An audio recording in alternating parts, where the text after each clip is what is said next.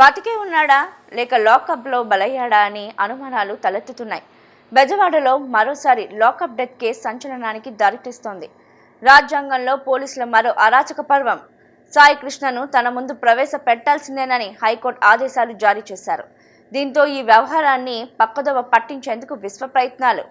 కృష్ణరంగ CI నాగరాజును బీఆర్కు, రాష్ట్రంలో శాంతి భద్రతలపై నీలినీడలు కమ్ముకున్న సంఘటనలపై C channel ప్రత్యేక కథనం. నెల రోజుల క్రితం అదృశ్యమైన గాదె సాయి కృష్ణ కేసుపై హైకోర్టులో విచారణ జరిగింది. విచారణ సమయంలో సిఐ నాగరాజుపై కోర్టు ఆగ్రహం వ్యక్తం చేసింది. ఈ నెల 29వ తేదీలోగా సాయి కృష్ణను హైకోర్టులో ప్రవేశపెట్టాలని ఆదేశించింది. లేకపోతే సిఐ నాగరాజుపై కేసు నమోదు చేస్తామని హెచ్చరించింది. నెల రోజుల క్రితం నీ కొడుకును చంపేస్తా, చచ్చిపోయాడనుకో, వాడిపై ఆశలు వదులుకో, వాడు ఇంకా నీ వద్దకు రాడు అంటూ విజయవాడ కృష్ణలంక సిఐ నాగరాజు బెదిరించాలని మార్కాపురం జిల్లాకు చెందిన గాదె సాయికృష్ణ తల్లి విజయలక్ష్మి విజయవాడలో మీడియా ఎదుట కన్నీట పర్యంతమయ్యారు. తన కుమారుణ్ణి చంపేస్తానని చెప్పడంతో విజయవాడ ప్రభుత్వ ఆసుపత్రి మార్చిలో కూడా చూసి వచ్చానన్నారు. తన కుమారుడు బతికి ఉంటే కోర్టులో హాజరుపరచాలని, చంపేస్తే మృతదేహాన్ని ఇవ్వాలని కోరారు. తనకు న్యాయం చేయాలని కోరుతూ ఆ సమయంలో ఆమె న్యాయవాదులతో కలిసి విజయవాడలో బెజవాడ బార్ అసోసియేషన్ కార్యాలయం వద్ద ధర్నా చేశారు. ధర్నా సందర్భంగా విజయలక్ష్మి మాట్లాడుతూ, విజయవాడ కృష్ణలంక పోలీసులు ఈ ఏడాది మే 9వ తేదీ రాత్రి జిల్లా కేంద్రం మార్కాపురం నుంచి గాదె సాయికృష్ణను విజయవాడ తీసుకొచ్చారని, అప్పటి నుంచి అతడి సమాచారం ఏమీ తెలియడం లేదని వాపోయారు. అనంతరం సిఐ నాగరాజు తీసుకురమ్మానని చెప్పి కృష్ణలంక పోలీసులు తనను మార్కాపురం నుంచి విజయవాడ తీసుకొచ్చారని తెలిపారు. హైకోర్టులో హెచ్పిఎస్ కార్ప్స్ పిటిషన్ దాఖలు చేసిన సాయికృష్ణ తల్లి తన సెల్ ఫోన్ను పోలీసులు లాక్కున్నారని, ఎన్నిసార్లు పోలీసుల వద్దకు వెళ్లి తన కుమారుడి గురించి, తన ఫోన్ గురించి అడిగినా పట్టించుకోలేదని సాయికృష్ణ తల్లి విజయలక్ష్మి చెప్పారు. తన కొడుకును తీసుకొచ్చి 20 రోజులు దాటిపోయిందని, ఇప్పటికీ కోర్టులో హాజరు పరచలేదంటే అతన్ని చంపేసి ఉంటారని అనుమానం వ్యక్తం చేశారు. తన కొడుకు బతికి ఉంటే కోర్టులో హాజరు పరచాలని, చంపేస్తే శవాన్నైనా ఇవ్వాలని కన్నీటితో వేడుకున్నారు. ఈ నేపథ్యంలో తన కుమారుడు గురించి సమాచారం ఇవ్వాలని కోరుతూ గాదె సాయికృష్ణ తల్లి ఏపీ హైకోర్టులో హెచ్పిఎస్ కార్ప్స్ పిటిషన్ దాఖలు చేశారు.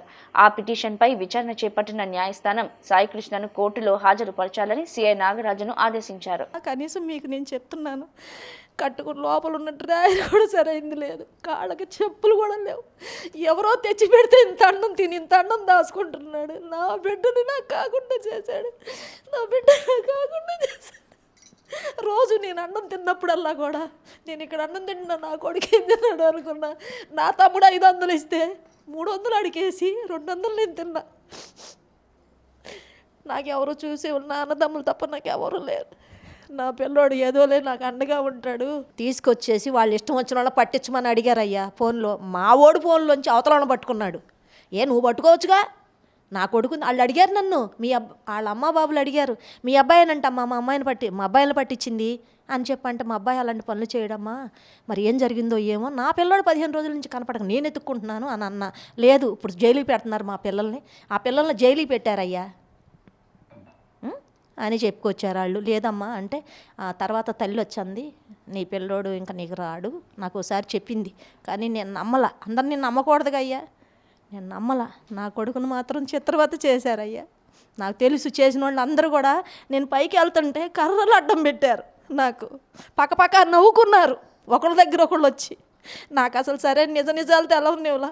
అడిగాడంట లోపల, అన్నయ్య ఒక్కసారి అమ్మని చూస్తారు. ఆడు మాత్రం అయ్యా నేను చెప్తున్నా, ఎక్కడున్నా ఎవరో ఒకళ్ళ ద్వారా ఫోన్ అన్నా చేసేవాడు, అమ్మను ఒకసారి రమ్మని పలానా చోట ఉన్నానని చెప్పేవాడు.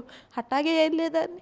నా కొడుకు ఏం తప్పులు చేయలేదు, నా కొడుకు ఏమి అంత సన్నాసి కాదు, తప్పులు చేసి బతికేవాళ్ళం కాదు. మేము ఉన్న దాంట్లోనే బతికించుకున్నాను నా కొడుకుని. నేను నా తమ్ముడు 500 ఎత్తే నేను కడుపు కాల్చుకున్నా, నా బిడ్డని ఏది అవ్వకూడదని, ఎక్కడ ఏం తినకూడదని చెప్పి నేను పెంచుకున్నా. అంతేగాని ఇవాళ అది ఇది అని చెప్తే చెల్లిపోదు. దేవుడు చూడాలి, చూస్తాడు కూడా. మేమేంటో వాళ్ళేంటో అందరికీ కనపడుతుంది.